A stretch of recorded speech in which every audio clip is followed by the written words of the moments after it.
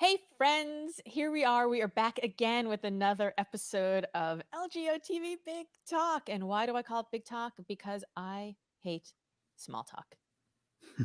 Like it is the plague, like it is COVID. I hate small talk. It is, I think, the bane of my existence. And I decided a few weeks ago that I was no longer going to have small talk. I was only going to have big talk. And so I am inviting my most interesting friends to have interesting conversations about interesting things. And today's guest is my friend and my publisher, Rohit Bhargava. And Rohit, he's got a great bio. Rohit is on a mission to help the world be more open minded by teaching others how to be non obvious thinkers. And so today we're going to do a lot of talking about how to be a non obvious thinker. He's the founder of the Non Obvious Company, and an entertaining, original, and non boring keynote speaker on innovation and trust. And this is, in fact, true. I have seen him speak, and I've seen audiences of thousands just wait on his every next word and idea. It is quite fascinating to watch, as somebody who is a speaker, to watch him actually keep the audience engaged. He's previously spent 15 years in leadership roles at two renowned ad agencies, Leo Burnett and Ogilvy. He's a Washington Post bestselling author of 6 books and has been invited to deliver keynote presentations in 32 countries around the world.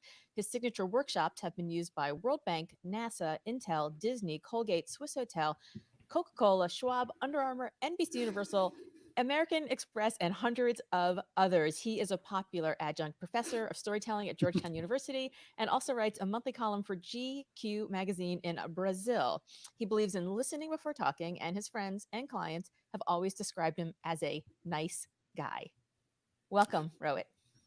Thank you. It's only slightly more awkward to listen to you read the bio while we're virtually doing this, so Well, that's great. everyone is staring at your face or listening to you. I find that to be super uncomfortable. But I will say, the part of your bio that, I mean, it's all true, obviously, but the part that I feel the most truth in is the fact that you're a nice guy. And here's why. Because when I was trying to figure out what to do, I wanted to write a book. I didn't quite know how to do it. Our mutual friend Mitch Joel said, "You should talk to Rohit. He will tell you what to do." And I called you up and I told you my whole tale of where I've been and what I want to do. And you were a nice guy.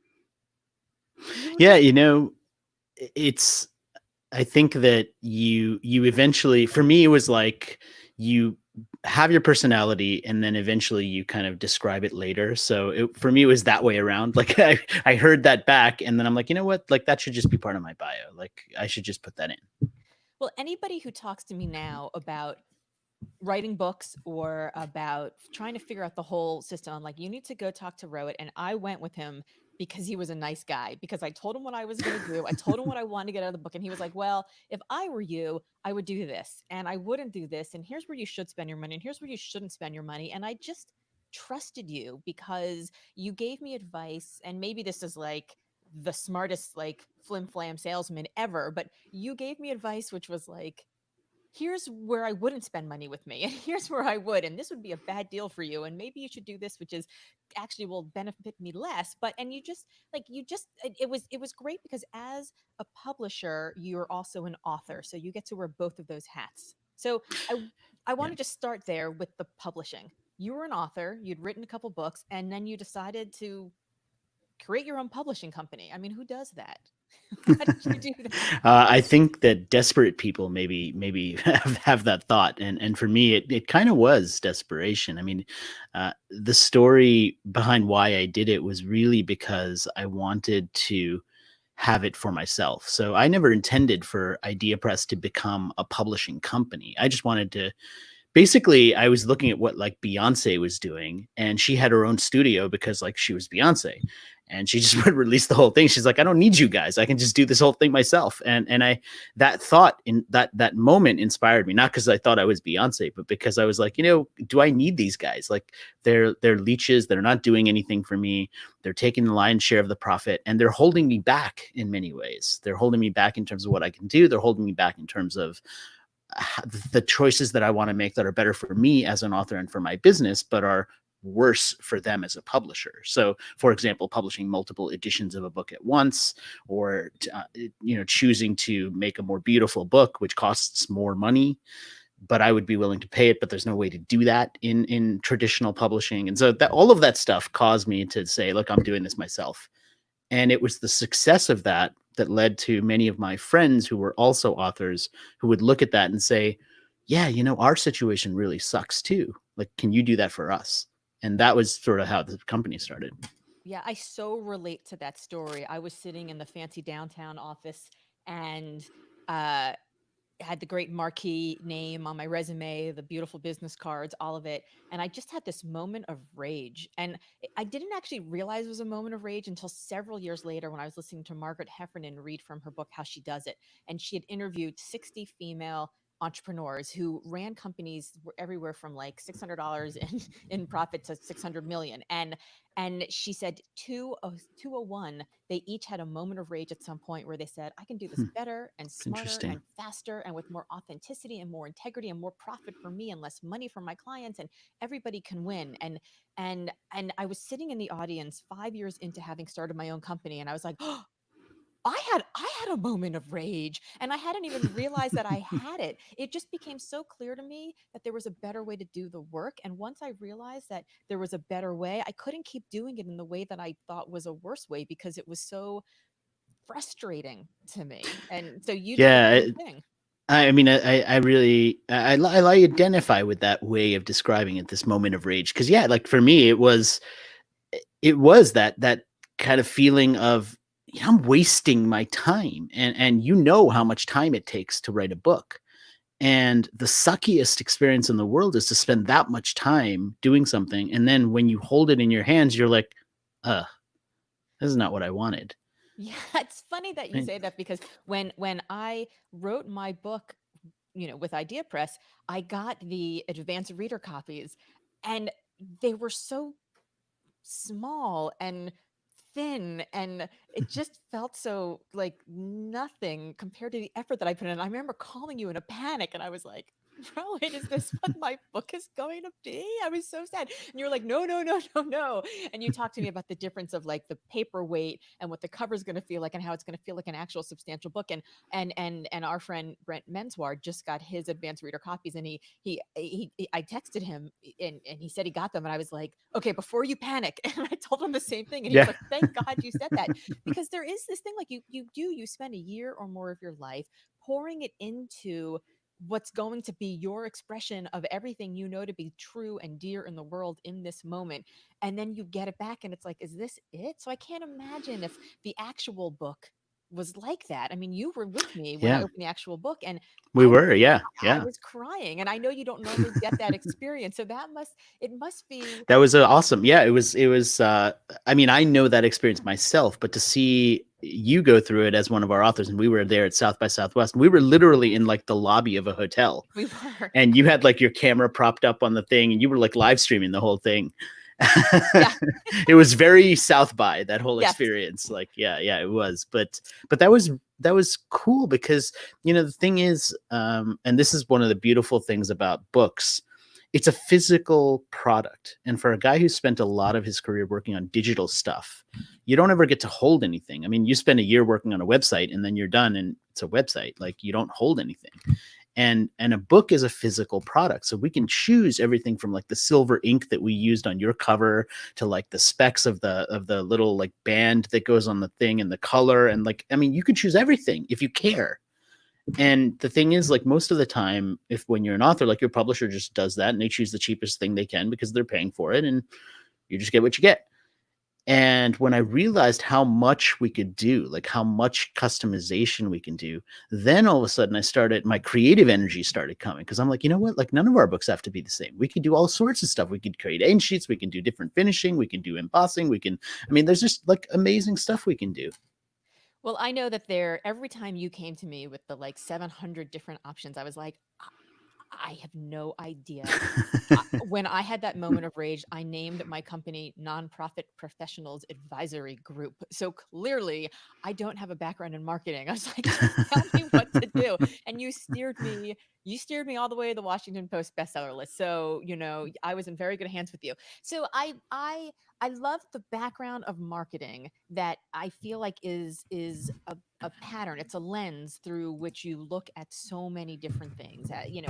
I you predict the future, right? You look at trends and you Yep. understand what's going to happen because you are able to see patterns, and that's something, as somebody with a background in search, you see patterns. Past is prologue, and so I'm deeply curious about how, as you see, you're looking for patterns, you're seeing trends in the past, how do you then see what's coming? I think that for me, what I spend a bunch of time doing is I collect stories. So I'm like a story collector. That's what I describe myself as. And when And you not a do that, futurist. You don't describe yourself as a futurist, which I think no. is another reason why you're a nice guy. Yeah, no one likes the futurists. Oh, No, the the thing is, like, futurist in a lot of ways has certain connotations to it, right? Somebody who's like looking far into the future, they're speculating, they may or may not be right, they usually never admit they're wrong. right. These are the things that we understand about futurists, and they definitely have turtlenecks. And I'm Uh-huh. not that guy. Like, that's not how I see these things. And instead, what I'd much rather do is try and help people find the combinations between these stories and be the sort of thinkers that can put those pieces together and say, oh, because I saw this over here and because I saw this over here, I'm going to do this. And to me, like, that's where innovation comes from. Like, that's what creativity comes from. Like, any buzzword you want to attach to it, it all comes from being able to see the opportunities, and it takes a certain way of thinking. And so, like, that's what I kind of dedicated myself to teaching. Not, I'm the smart guy and I know what the trends are and you should hire me, so I'll tell you what the trends are.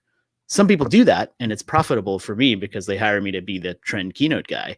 But what's much more interesting for me is to teach them how to think in this way so they can see these combinations for themselves. Okay, so how do we do that? So, I mean, one of my biggest things that I tell people to do is consume media that you don't agree with, that is not meant for you. So, I talk about reading Teen Vogue magazine. I talk about reading Modern Farmer. I talk about reading Fox News. I mean, I consume all this different types of media because when I do that, I get a more complete picture of what other people think who don't think like me. And it's really hard to do that Yeah. because we don't realize it, but the amount of media that we consume that is served to us based on what the algorithm thinks we want to read is extreme. And Yes. so part of my trick, if you can call it a trick, is I consume this stuff in print, because the magazine I pick up is going to be the exact same magazine that you pick up. There's no algorithm trying to decide what you might like versus what I might like in a print magazine or in a book. And so that is one of the ways where we can sort of break. It's sort of like my kids are watching this Disney show where there's this guy who can control everything with his eyes that's electronic. And so the only way to get past this guy is to create something that has no electronics, right? Because it's electronic proof. Right. Maybe we need a little bit more of that. Maybe we do. It's. I love that you say that because in 2016 I was at the Democratic National Convention in Philadelphia, and I watched and cried as Hillary accepted the nomination as the first female presidential uh, nominee, and then I went home, and just for like shits and giggles, I was like, I wonder how Fox News covered this historic night. And then I put on Fox News, and I mean, it was like they were in a completely different room. And I was like, I heard Mm-hmm. the Hamilton songs like I was in the room where it happened, and I don't know if they were. They covered a completely different event, and it struck me then of just how it is. They say like the to the like the victor go the spoils, right? But the victor gets to tell the stories also. And if you're hearing stories from only one side, I don't think you're hearing the right story. It doesn't even matter what side you're hearing it from, but it's definitely not the right story. So, but can't people tell whatever story they want to tell in print also. I mean, the visual and the audio is only one side of it, but we have print. Yeah, it doesn't. Just reading in print doesn't actually solve that problem because you can read. It's possible to be like more informed and more narrow-minded at the same time. You Right. just read more of what you agree with. So yeah, that doesn't solve. The only problem that solves is that you intentionally decide what to read instead of the algorithm deciding for you. Yes. That's what print solves. Okay. What the way to solve the other thing, which is what you're talking about, is to read in a variety of formats, to read in a variety of points of view. So now you have to take what's on CNN, which also has a lot of bias a lot of times, Yes. and combine that with what's on Fox News and combine that with what's on Al Jazeera and combine that with what's on the BBC. And now you start to paint a picture of what's really going on. And that is pretty intentional, but it feels like a lot of work also. Like, who's going to sit there and read the same story in 5 different places? I mean, I do Right. because I do this every week, right? But most people don't. So how many hours of consuming would you say you do every week? Probably takes me about, I'd say, between 6 to 8 hours to produce my weekly email and my podcast, my YouTube show. Well, I was thinking you were going to say something more like 30. So No, I do it in micro bursts, so I'll be for example, like while I'm waiting for my coffee to be made, like I'll be scrolling through Feedly, right? So that's like a 2-minute segment. And then I'll be in between like a call, I might be like, running through stories, or if my wife might be watching something on TV that I personally find kind of boring, maybe I'll be scrolling through that. So like the moments where other people play Candy Crush or scroll Facebook or do any of that, like none of that crap is on my phone. So all of those moments where I could have been doing that phone stuff, I'm looking for stories. interesting. Okay. So um if we want to be able to tell the future, the first thing we need to do is get rid of social media from our phone. It sounds like um so I'm interested in that you said that that if your wife is watching something that you find boring. Um I'm interested that there are things that you find boring. Isn't it all Hmm. stuff that can be taken? And I mean, if there's something that and I'm not saying that your wife is part of the masses, but if there's something that is out there because the Gen Pop finds it I interesting and mean, you find it boring? yeah, I think that that's the reason why I'm there, right? Because I could go into a different room. Right. Um, so I guess a more accurate way of saying it is I'm sort of watching. Maybe you got what you needed from it already at that. Right. So I'm watching a little bit, but I'm doing other stuff at the same time because I don't believe in multitasking. Like you're just switching back and forth. Mm. And I think some things lend themselves when they're on TV, especially, they lend themselves to switching back and forth more easily. Like you can't just sit there and watch a football game. You have to be doing something else, like Right. because there's so many pauses during football, right? And so I love watching football, but I'm not sitting there for 3 hours like just watching the game and watching all the ads. I mean, you can't do that. So there are shows like that also, I think, where they don't demand your entire attention, or at least for me. And so, as somebody who is watching trends, would you say, and who's a nice guy, and who loves the Olympics, these things to me, like watching Hmm. trends right now says pessimism, like the life is terrible. But then you're a nice guy and you love the Olympics. And the Olympics are all about they're about sports, but they're really all about like the triumph story, right? That tells me a lot of Well, idealism and optimism. So, like, where do you fall? Well, first of all, the Olympics are about the triumph story in America. That is a very American way to watch the Olympics. That's not Mm. really the way they're covered anywhere else in the world. Oh, that's Um, interesting. Okay, we should talk about that. yeah, so I mean, I used to live in Australia. I was there during those Olympics, and this like hero's journey story that has the kind of I grew up in poverty, and then I trained for 18 hours a day, and made it to the gymnastics team. That's a very American way of watching the Olympics, and Well, we and love we it. I watch mean, it's yeah, because we watch our athletes like that, but we also watch other people's athletes. And I remember growing up watching like the Russian gymnastics team and thinking like, yeah, they've all made it now, and they were probably living in like the worst possible conditions even then. Yeah, and I mean, think about I mean, who is creating the coverage, right? I mean, the teams that the American networks are able to deploy for the Olympics are storytelling teams. That's what they're used to doing. And so what they're going to do is take that, because they're pulling producers that used to be on 60 Minutes or whatever the other shows were, where they're used to telling stories, and they're saying, okay, now you're on the Olympics, and of course they're going to tell a story, and it's watchable. I mean, it's fun to watch in that way. In other places, it's much more focused on just broadcasting the sports, and the stories aren't there. And to be honest with you, and I've watched the Olympics. I'm a big Olympics guy. I've been to 5 Olympics, as you know, I know you were heading but for Tokyo. we were, and we still will if it happens next year. I mean, we still have our tickets to events, but because I'm a big Olympics guy and I've been to the Olympics, in many cases, I'm watching the Olympics not in America, right? So I'm there, which means I'm watching it on TV in that country, not in America. And so I know what the American coverage is like because I've seen it here. And also, we don't go to any Winter Olympics. So I see the Winter Olympics coverage, which is kind of the same.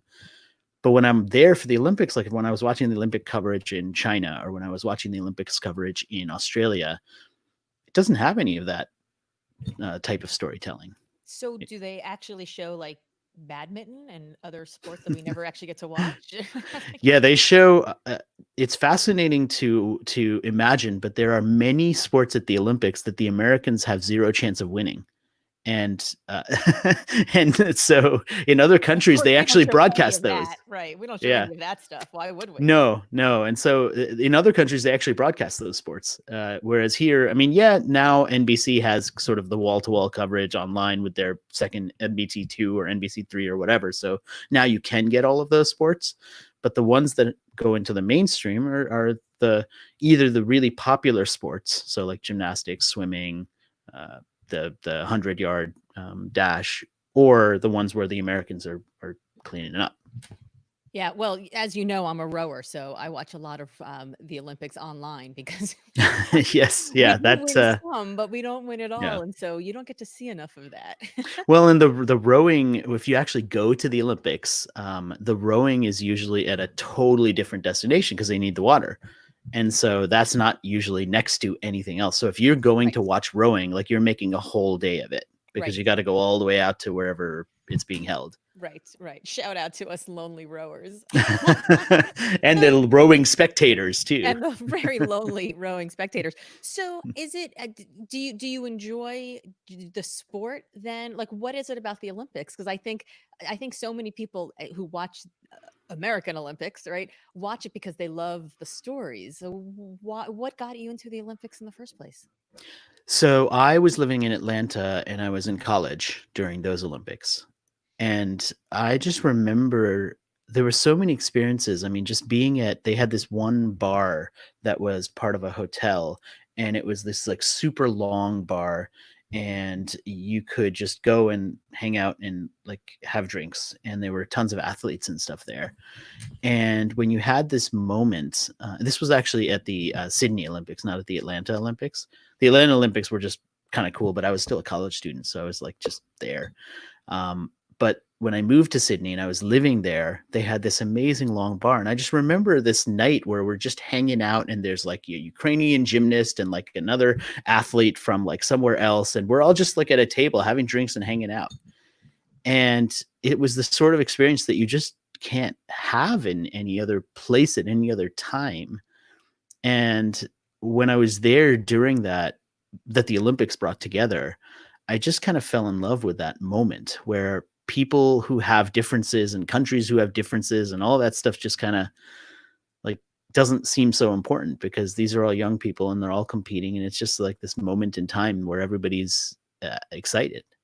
Yeah, well, they are definitely excited. Have you seen the statistics about the number of condoms that the Olympic committees distribute and the I've athletes village? actually, so funny story. I actually got into the Olympic Athletes Village during the Beijing Olympics because I was working for Ogilvy, and we had our big client was Lenovo, And so I thought you were gonna say it Lenovo, was Trojan.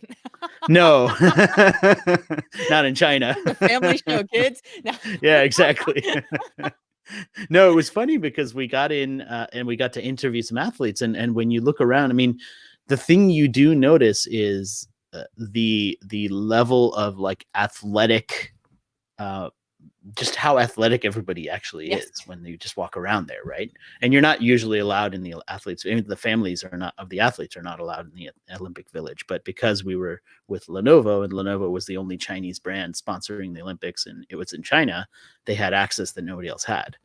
And so we had a ability to do that. We had a ton of tickets that we couldn't. I was literally standing on the street a couple times just handing out tickets to stuff because we Oh, just wow. had tickets we couldn't use because they allocate them for corporate sponsors, right? And so that was the way to go for the Olympics. Like if you're with a corporate sponsor, like that's a pretty sweet way to be there. Note to self: get a big corporate Yeah, sponsor. So there yeah. you were. You're in the Olympic Village, and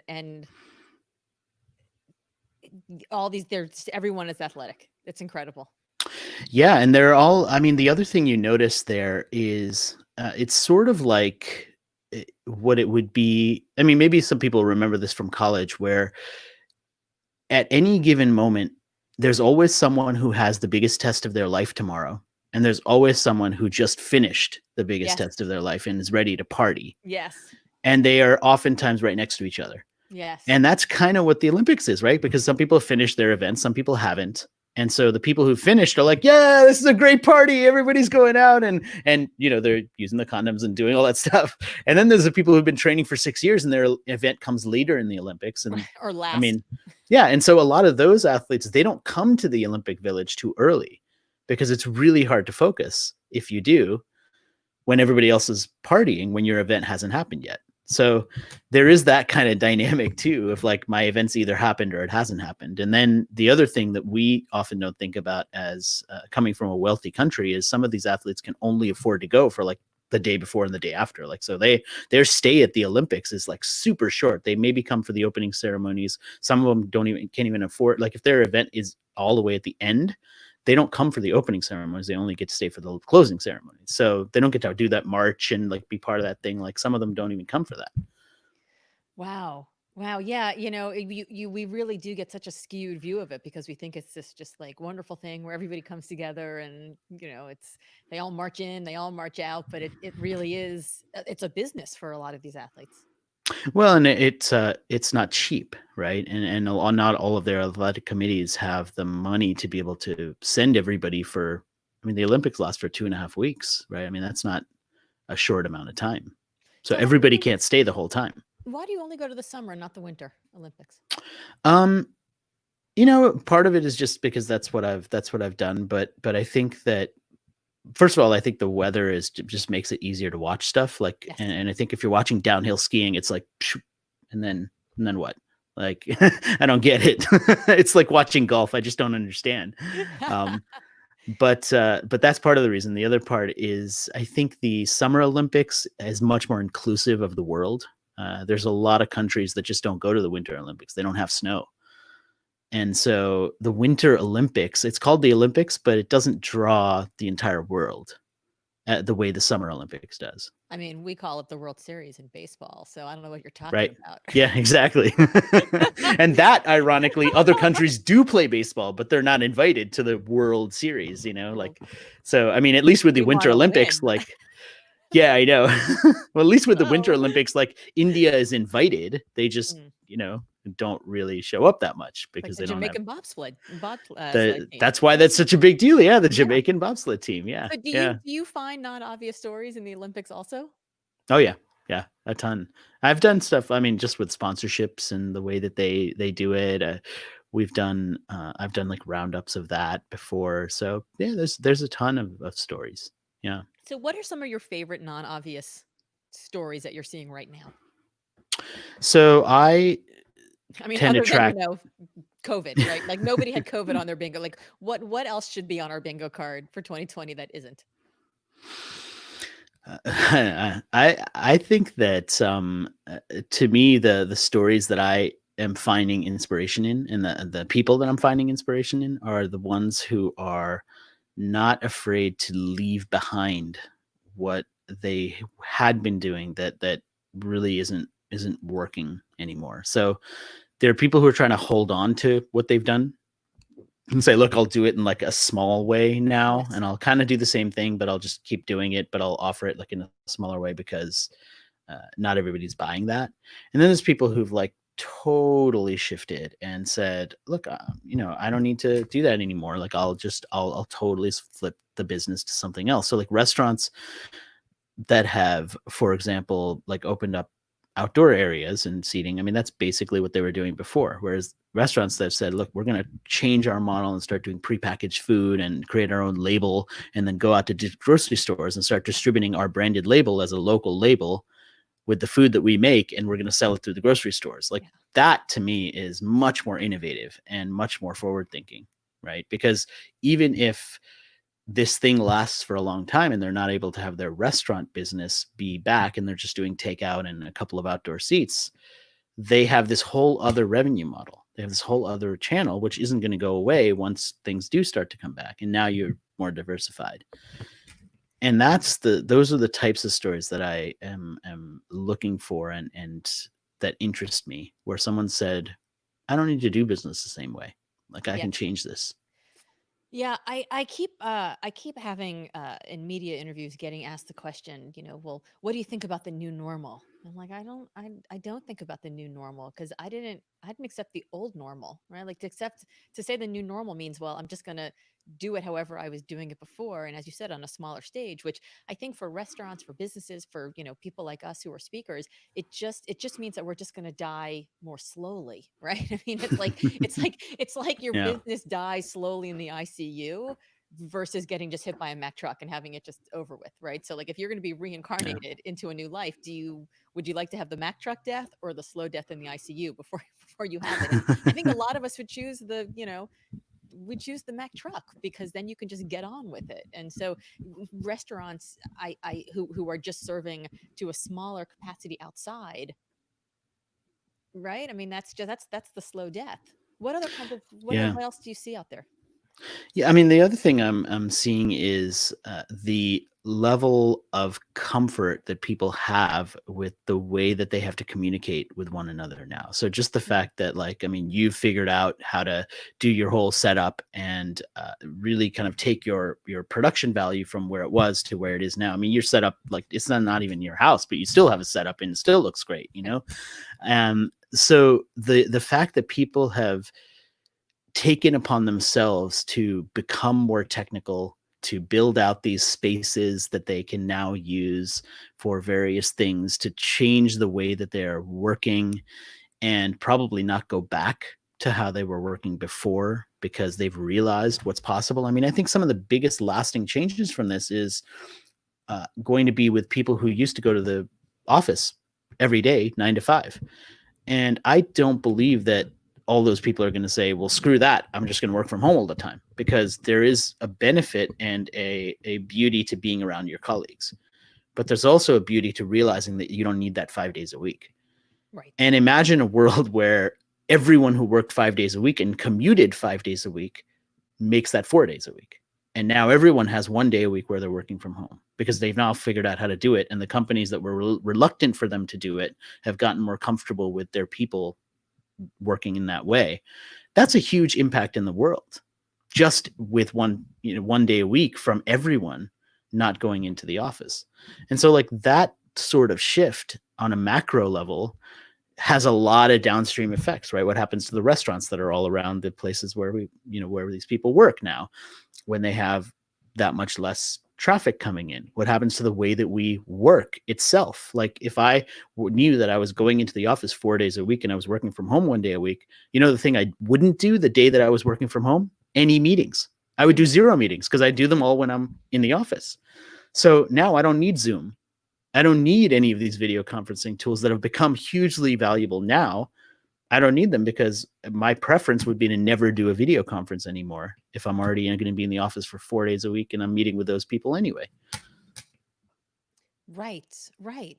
So and it also has downstream effects then on all sorts of things. Like you don't need as much professional clothing. You don't need to dry clean as much. You don't need as Yeah. much gasoline. You might choose, if you're working 3 days a week instead of five, to look for street parking and not rent that parking spot.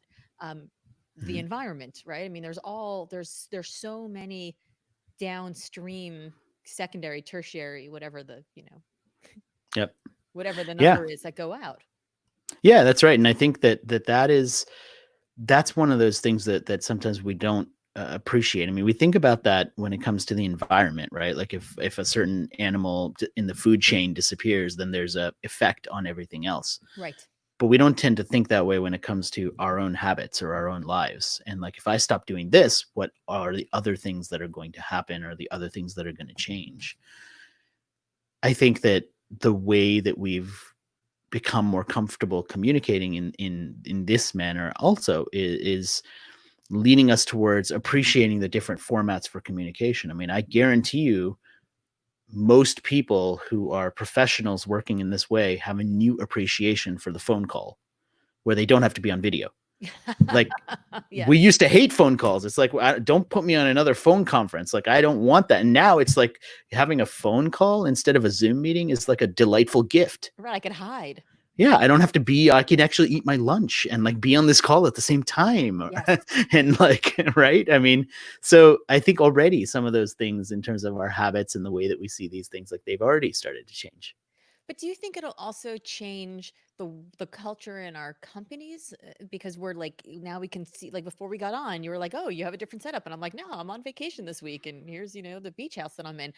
We have we have more conversations about who we are as people, but also I think there's a better understanding that the who we are as people is actually additive to the Hmm. workplace, as opposed to it being like, oh, she's on vacation, oh, I guess she's not really working, right? Like now you're like, oh, I see, she can really do it. And I wonder if that will help with the culture in companies where we start judging each other's quality of the work by the actual quality of the work, and not the amount of time somebody's sitting in front of us. Well, I think that's the hope, right? That we, when we see our colleagues and we know that they have a new baby and the baby cries, it's like we have a little more empathy for that because we know that they're at home. And even if they were back in the office, maybe that empathy translates into more empathy for them overall. Or if they're taking care of an elderly parent who's also at home, or like any of these situations that are these personal situations. I think that's one piece of it. And the other piece is just for what I do or what you do when it comes to leading talks or leading workshops, that's an opportunity for us also, because like now, I mean, every workshop that I would do, if people didn't know each other, we'd have some sort of icebreaker, right? And we'd say, hey, tell us about like a time when you were daring, or like, we'd have some sort of provocative question. Now I can just be like, okay, take a minute, grab the most interesting thing that's in your office and come back, because they're sitting at home, right? Right. So like now there's all these other things you can do because of the environment that people are in that weren't possible before. So I think using that creatively offers you another way to engage people as well. Yeah, so what is the most interesting thing in your office right now? Oh, here, look, I got this thing right here. So this is a little vial of a perfume that was used at an event I did in Asia, and the perfume was in the building, like inside of the room. And Hmm. then they gave it to us because they know that smell triggers memory. And so they said, by having this smell, you'll remember the conference because that's what the conference smelled like. Fascinating. And they make perfume there. So that was why they did that. Yeah. That is super fascinating. I know, right? Yeah, I thought I was having a flashback to a moment where my husband came home from our local Asian grocery store with durian chips, and I was thinking that maybe it was going to be the smell of durian, which, as you know, is Yeah, probably the it worst smell. stinks. It's Yeah, it terrible. stinks. But it doesn't taste bad. It's like cheese, like some cheese just smells awful, but it doesn't taste bad. I Like, don't know. I've never been daring enough to actually taste it because no, it's actually not bad. It's not bad. huh, okay. Well, see, that's not That's on. why people like it. Like, that's why, otherwise they would just toss it. Yeah, but it smells rank. It Yeah. does. Yeah, Yeah. so we've had a little jar of durian oil in the back of our pantry for like 6 years, and Well, that every probably smell worse than it was when you first got it. it is, I mean, every once in a while, I'll clean out the pantry and I'll like look. I hold it up in front of him, like, yes, and he's like, nope, still not ready. Put it back in the back of the pantry. Yeah. So okay, so how have you? You are now not speaking, um, but you're also the person who is looking at what everybody's doing because that's part of your job. So what are you doing these days that you're really enjoying? I know that you're switching to doing some. You've had the newsletter, you've always had that, which people can subscribe to down below. You see Mhm. nonobvious.com/subscribe. But you're also doing a weekly YouTube show now. Yeah, I started doing this YouTube show, and it's been really educational for me because I'm finding it to be a totally different style of speaking. Yes. Because in an interview setting like what we're talking about now, oh, and I'm gonna reset my camera. That's like one of the downsides of this camera that I've got, which is it runs out and then I've got to reset it. So there we go. That was what that countdown was. Uh, when I'm doing this in that format, it's very different because it's like I'm talking to myself. Whereas like this interview style, it's great. I love it. Or the prepared talk where I've scripted out the story and I've mapped it out and I'm presenting sort of a show. That's different. But this weekly show is just me talking about the most interesting stories of the week and making it up as I go. And that's been for me a totally different style of speaking. And I've had to try and relearn how to, well, actually just learn for the first time how to do it in that way. And I think that overall it will maybe make me a better speaker, but I found it to be challenging to do that. So is it challenging in the like, I love it and I'm going to figure it out, or it's challenging that I hate it and this is the thing I know I need to do to continue to feed and build my base? No, if I hated it, that would come through in the show and it would suck. Yeah. And I don't think it sucks. I think that it could be better because I'm still getting good at it, but I don't hate it. It's not my preferred way to do it because it's very solitary, as opposed to getting feedback from an audience, or even what we're doing now, which is a conversation, right? Even though I'm not looking at you, I'm looking at my camera. I'm still conversing with you, right? Right. And so that's different. But the show, what I'm trying to figure out is how do I do it in a way that will be visually interesting for people and engaging, and give me a chance to just share these ideas that could be a springboard for people, which is what I try and do with the weekly email as well. I try and give people these ideas that they can then take and do something interesting with, because most people aren't spending 6 or 8 hours every week scrolling through stories. And so what do you hope it does? Like what's the point of it? I mean, you're giving people ideas, but you also are doing it strategically. You want it to do something for your business as well. Yeah, I think there's a couple things. One is that by I don't eventually want it to be on YouTube at all. I eventually want to have it probably on LinkedIn. But right now, I'm just experimenting with having it on YouTube because there's a long tail of content there, Hmm. and a lot of people don't realize it. But if you kind of look at search behavior, like YouTube is probably the biggest or one of the biggest search engines because it feeds into Google. So from an SEO point of view, being findable there and having this content be discoverable is a big deal, because people get introduced to it and then they're like, oh, this is kind of interesting, and then they move on to whatever the other piece of content is. So it becomes another front door. And everything that I know about digital marketing is the more front doors you give people to get into what you do, they'll watch a video, then they'll read a blog post, then they'll discover the book, then they'll be like, oh, I got to bring this guy in for a talk. And Yes. that's sort of the progression, right? It happens for you too, I'm sure. And so the more front doors we give to people, the more people kind of get introduced to you because of that. Yeah, this is all stuff I'm just now learning. As you know, because you were there along the ride with me, I launched Limitless without a mailing list, and so I'm like, I feel like I am in the last year spent all of my time pushing foundation under the house that I've been squatting in illegally, that I like found my way into, and I'm Yeah. afraid the owners are going to come back from their long-term vacation and find me out. So I've been pushing shoving the dirt under the foundation to like shore up the house. And one of those things is figuring out all these front doors and this learning, which I'm sure is so obvious to you as somebody who comes from marketing, but to me was like a head smack moment of, in order for somebody to give the big yes, the macro yes, you've got to give them all these micro yeses along the way. And so all these front doors is a great way to describe all those micro yeses. They sort of find you in lots of different ways, and there are all these little bits of content that they can absorb, which make them smarter and better and more interesting humans. So you're providing that service to them, and in doing that, then they don't realize it, but you're breadcrumbing them along to the macro yes later. Yeah, I think that's one of the things that does happen. I think the other thing that happens is the more continual value you offer to them, the more you remain top of mind. Because sometimes what ends up happening is people are in the moment where what you have might be hugely impactful for them, right? My book might be perfect for them, or the talk that I give might be exactly what they need for their annual conference as a speaker, but they forgot that they knew me. You're just not top of mind in that moment. It's not like they're trying to go in a different direction, but then if you have this weekly email that they're constantly reading, as soon as that moment comes up, like they just read your email. They already saw your stuff. They're like, oh, I've been reading this thing for 4 years. And now my boss just said, bring somebody in who's going to be great at inspiring us. Oh, of course. I'm already getting his email. I'm reading it every week. Of course I'm Yes. going to bring him in, Yes. right? So staying top of mind in that way is super valuable.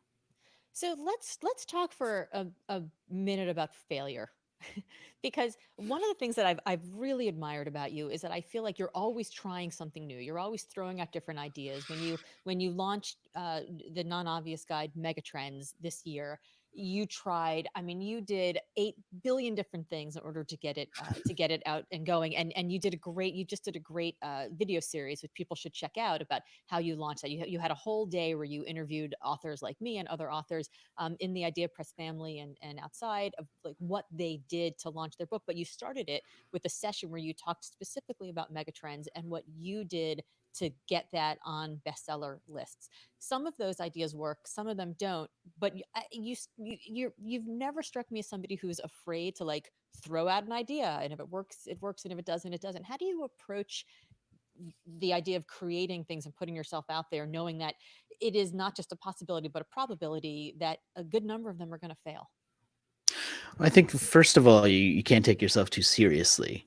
I think that a lot of what people are afraid of when it comes to failure isn't failure; it's looking bad, It's which embarrassment. isn't. Yeah, it's an embarrassment, which is an ego-driven thing. Hmm. And I think that I mean the easiest way I can explain it is if I apply for 10 awards and I win 5 of them, should I be embarrassed that I didn't win the other 5? Or should I be happy that I won some at all, right? And I think that when you take these things together, look, if I did 15 things and all 15 failed, I'd feel pretty stupid and I'd look pretty bad. Right. But if I do 15 things and 12 of them work and 3 don't, that looks awesome. Perhaps more awesome than if all 15 worked, because now I'm showing that, look, it doesn't always work, but I'm willing to Right. try, and I'm willing to be the guy who, in particular, I mean, you know that this is the philosophy for our publishing company too, right? Which is I want to take the revenue that we're generating from just all of these things that and all of these authors that we have, and I want to reinvest it in trying stuff on my dime so that I can then go to you and say, look, this is what I paid for this. It worked. I recommend you do it. Or this is what I paid for this. It was a total waste of money, but at least I wasted my money and not yours. Right. I've always And appreciated that. yeah. So, you know, I could say that it's a service, but that would kind of overstate the selflessness of it, because at Hmm. the end of the day, I mean, I'm spending to market myself and my own books, which is Yes. not a selfless thing. I mean, there is a selfish reason for me to do it. The selfless part of it, I think, is being transparent about what worked and didn't and feeding that back into our community of authors so that others can do the same thing. And perhaps we have this eventually we have this vast playbook of stuff, which is what we've been building out that no other publisher has, which then becomes a selling point for us, because then we can say, look, we figured out all of these other things, like because we're always trying new things. Like there's a thing that I just found out about, which I can't wait to try, which is an AI service that submits books for different awards based on artificial intelligence. I'm like, that's crazy. Like, I got to try that and see if it works. Yeah. Does it just like scan the words I don't or even know because I haven't tried it yet. Like, I just found out about it, amazing? but you can be sure I'll be sending an email to all of you guys in another month saying, "Hey, I tried this and this is what happened and this is how it worked." And you know, yeah. So did you always have the confidence to be okay with failure, to be okay with embarrassment? I don't think anyone always has confidence. I think that you develop confidence based on having things that you've done that have given you confidence, or having people in your life that have helped you become confident. So I feel that I'm confident now because I've had enough successes and I've benefited from people in my life who've helped me get to that point. But I don't think anybody starts off that way. Yeah, I think I've always said that confidence comes from competence, right? When you put one foot in front of the other and you realize you can walk, you get more confident and then you Hmm. can start running. But it takes competence in order to get there. And I think I mean, I grew up in a household where if I came home with a 98% on a test, the first question was, where are the other 2 points, right? So Yeah, I and that feel like that that has an impact, right? that Yeah, has an impact. That has an impact. And but I also think it also made me a striver, right? It made me somebody who was never going to be satisfied if I didn't have the other 2 points, right? So you sort of keep yeah. going, but it does also give you that like latent trauma of, well, if I tried 15 things and 12 work, I'm still going to like perseverate on the 3. Like that's made me Yeah, better. and I look, I think that for me, I have always been the sort of person where I appreciate people who are confident for a reason. Yes. I don't appreciate people who are confident based on nothing. I don't Yes. appreciate overconfidence, and I don't appreciate misplaced confidence. And I tend to see through those people, and then I just don't respect them. Uh, And there's so much of that in our speaking world, like I appreciate what you said about like I'm going to talk to people and say these things work, these things didn't, because I think most people say, oh well, I mean, they all seem to work for me. It must have been your content, or it must have been your presentation, or there must be a reason that it didn't work for yeah. you. And meanwhile, they're like hiding as much as they can. Yeah, they're the same people where when they listen to anyone talk about something successful, their very next sentence is to explain how they also did something successful. Uh, Or they're like privately keeping score, right? And they're like sitting in the yeah, corner and you can like yeah, see the wheels turning, and it yeah, really is it is actually, to go back to the beginning, part of why I took Facebook off of my phone, because I just couldn't stand it any longer. It just felt people's unhappiness was toxic, but their happiness was also toxic sometimes, because it wasn't real. And so I took it yeah, off my phone and then I went onto it on my laptop, but I basically unfollowed anybody who didn't bring joy, who didn't bring knowledge, who didn't bring perspective. I have plenty of people that I follow who I don't share political views with, but they still bring perspective to my life that I need to see. But all the rest are gone, and it made Facebook a much happier place. yeah. That's a big thing, and I did this a while ago in the sense that I had really bad habits on Facebook when it came to accepting friends early on because I joined Facebook pretty early. Yeah. I was a digital guy, and so I was on Facebook right from the beginning, and I basically accepted everybody as a friend because I'm just trying to build it. And pretty soon I Yes. had 5,000, 6,000 friends who I didn't even know. So Ah. I ended up, this was probably 5 years ago, I declared Facebook bankruptcy. I killed that whole account, converted it into a page, and then I started all over on Facebook with just people who I knew, in the sense that if I passed them on the street, would I say hello? Yes. And if so, then I would accept their friend request. And so that's the only people I have on Facebook now. Like, I don't, nobody in my friend circle that gets approved is anyone who I don't personally know. And so I get, I don't know, 20, 25 like invitations to be a friend a day, and I just reject all of them Yeah, my because there's my no point. personal page says, "Puppies, politics, and progeny. Enter at your own risk." Yeah. And then I tell people to go find me at my author speaker page, because Yeah. I'm not everybody's cup of tea, and that's gonna be okay. Yeah, Yeah. that's right. Then that's another form of confidence, right? That to be okay with that and to say, look, I'm going to put out this way of thinking in the world because that's me. Yes. Yeah, I don't know for me if it's a form of confidence so much as just a lack of manners. Just being a general loudmouth. But yeah, that's who I am. So okay, so when people want to find you, because we're lazy and we don't want to do all this reading about stuff that we don't agree with because it's hard and uncomfortable. Do how do we find you so that you can teach us what's not obvious every week?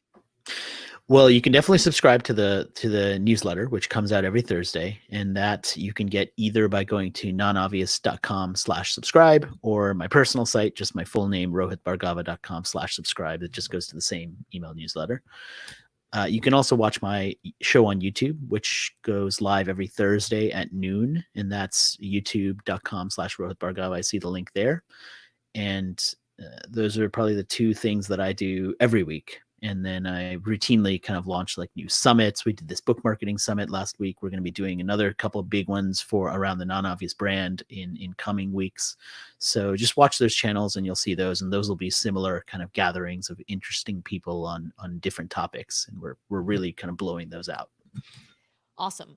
One question that I got texted to me by somebody who did not put it in the comments here, but texted me and said, I have an idea for a book. How do I approach a publisher? Does everyone have a book in them? I mean, I used to think that everyone did, but maybe some people's books were Harlequin romances. I think everyone probably has an idea for a book. Not everyone has the discipline required to actually sit down and do it. So I give a lot of respect to anyone who's actually taken time to do the work. Even if their book may not be the greatest book, just the discipline of going and doing that, I think deserves a little bit of applause.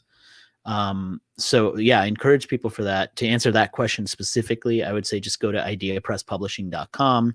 There's some contact details at the bottom. We've been getting a ton of inquiries now because of the book summit, and also just because people are grounded, they're not traveling. And so everybody's like, well, that book I was going to write next year, I'm going to fast forward and write it right now because I have to. Are we going to see a lot of book babies? Yes, we will. Yeah.